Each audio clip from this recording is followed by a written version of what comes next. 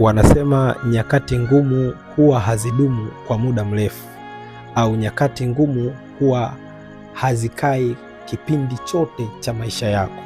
Leo nina kisa kimoja ambacho kiukweli kimenifanya nijisikie maumivu ndani ya moyo wangu. Rafiki yangu kipenzi, rafiki yangu niliyefanya naye vitu vingi, rafiki yangu niliyeishi naye katika kipindi ambacho chote tunahangaika katika utafutaji.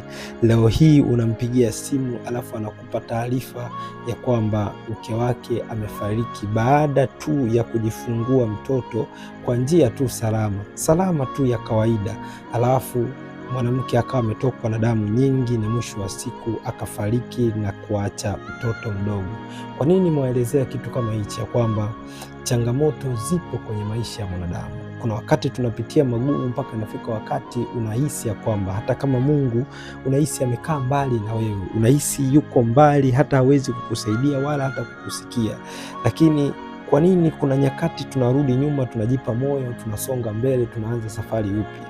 Hii inaniuma kwa sababu wakati kabla ya hata kunipa taarifa ya mke wake kufariki, wiki moja nyuma niliwasiliana na mke wake, akaniambia muda si mrefu mume wangu nakuletea mtoto mwingine, kwa hiyo jitahidi sana uje nyumbani.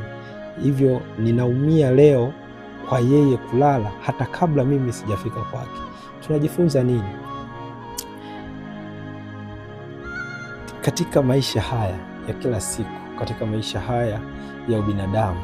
Tujitahidi kuishi kwa upendo na kila mtu ambaye anakuwa karibu yetu na anakuwa katika maisha yetu, sehemu tofauti tofauti tunazokuwa tunaishi na katika mizunguko ya kutafuta kwenye hii dunia. Yoyote yule unayekutana naye kwenye maisha yako ya kila siku, maisha yako ya kuhangaika, hebu mthamini na kumpa fursa.